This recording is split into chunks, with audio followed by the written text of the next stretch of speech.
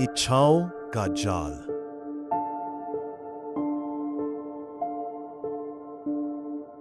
जयपुर के भीड़ भाड़ वाले शहर में रमेश मेहता नाम का 35 वर्ष का एक आदमी रहता था।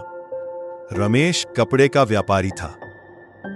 वो एक मेहनती आदमी के रूप में जाना जाता था जो बहुत सफल बनना चाहता था। एक शाम बाजार से लौटते समय रमेश ने एक फेरी वाले के आसपास भीड़ देखी। वो आदमी रंग बिरंगे चमकदार पत्थर बेच रहा था। ये भाग्यशाली पत्थर है, जो भी इस पत्थर को रखेगा उसके पास सफलता, पैसा और खुशी आएगी। रमेश आमतौर पर ऐसी बातों पर विश्वास नहीं करता था, लेकिन एक पत्थर ने उसका ध्यान खींच लिया। वो गहरा नीला था और रोशनी में चमक रहा था। उसने सोचा, क्या पता ये सच में सफलता लाए। एक पल की हिचकिचाहट के बाद उसने पत्थर खरीद लिया और अपनी जेब में रख लिया। उस दिन से जब भी वो अच्छी बिक्री करता, वो पत्थर को छूकर मुस्कुराता। धीरे धीरे उसे विश्वास होने लगा कि ये पत्थर उसे सफलता दे रहा है। अगले कुछ महीनों में उसका व्यापार बढ़ गया। रमेश पहले से ज्यादा पैसा कमाने लगा। उसने अपनी दुकान के लिए एक बड़ी अलमारी खरीदी, नए कपड़े खरीदे और एक बड़ा घर खरीदने की योजना भी बनाने लगा।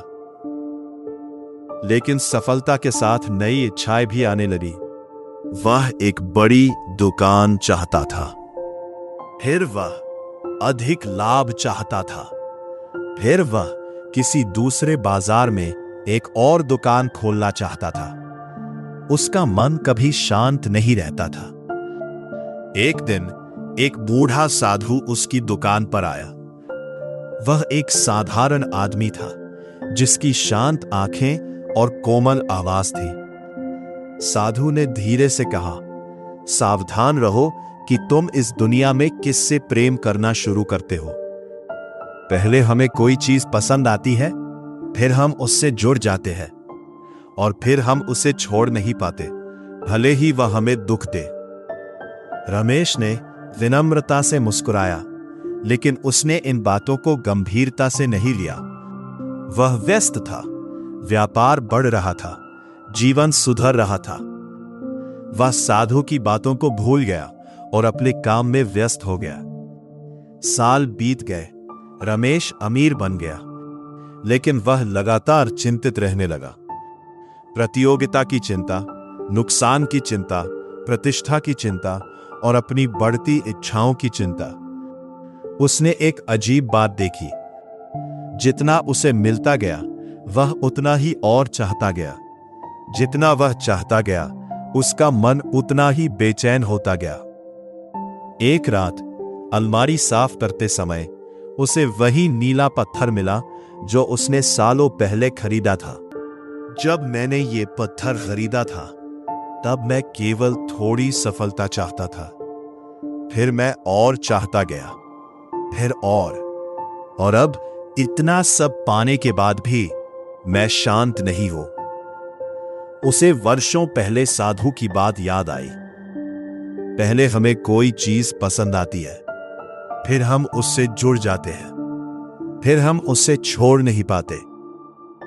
रमेश ने पत्थर को लंबे समय तक देखा, फिर उसे पास की तालाब में फेंक दिया। जैसे ही पत्थर अंधेरे पानी में गायब हुआ, रमेश ने कुछ अजीब महसूस किया। एक पल के लिए डर और फिर गहरी शांत राहत। कई वर्षों में पहली बार उसका मन थोड़ा हल्का महसूस हुआ। मैंने इतने साल उन चीजों के पीछे भागते हुए बिताए जिन्हें मैं प्यार समझता था। अब मुझे यह ढूंढने की कोशिश करनी चाहिए कि वास्तव में किससे प्रेम करना चाहिए।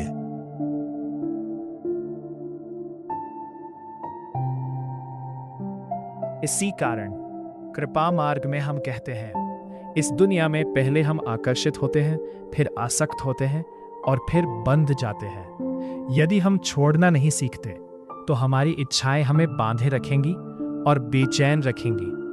सच्ची शांति तब शुरू होती है जब हम समझते हैं कि वास्तव में किससे प्रेम करना चाहिए और किसे छोड़ देना बेहतर है।